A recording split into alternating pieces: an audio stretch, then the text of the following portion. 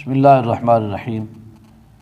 آج میں روحانی علم سے اٹھرا کے متعلق کوئی گفتگو کرنا چاہواں گا، ذرا توجہ دے نال سماعت فرمانی ہے۔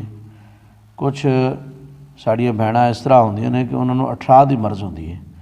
اٹھرا ایک ایسی موذی مرض ہے کہ جہدے نال پہلے تے بچہ پیدا ہوندا نہیں، اگر کوئی ہوئے تو پھر دوسرے مہینے ضائع ہو گیا، ایک قسم ہے کوئی تیسرے مہینے ضائع ہو گیا، دو قسم ہے۔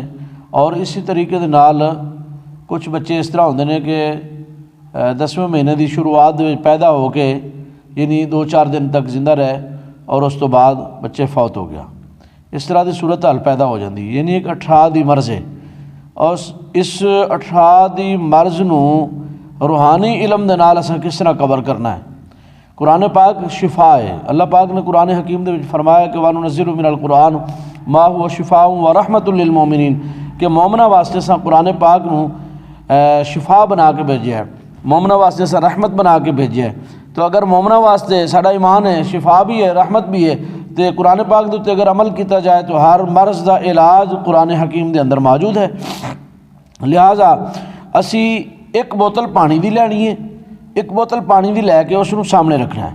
سامنے رکھ کے اسی روزانہ سورۃ الرحمن علم القرآن خلق الانسان علمہ البیان 7 مرتبہ یعنی ساری مکمل سورت 7 مرتبہ پانی اتے دم کرنی ہے۔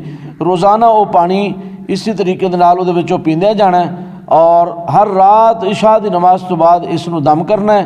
7 مرتبہ سورۃ رحمان پڑھنی ہے اور 7 مرتبہ یعنی پڑھنی ہے، 7 راتاں تک یہ عمل کردے رہنا ہے، نال پانی پیندے رہنا ہے، اور 7 دن تو بعد یعنی پھر 7 دن پینا ہے، یعنی 14 دن تک یہ پانی مسلسل پینا ہے، رات پر دن وہی پانی پینا ہے۔ اللہ تبارک و تعالیٰ اس اٹھرا دی بیماری تو چھٹکارا عطا فرمان گے، آمین۔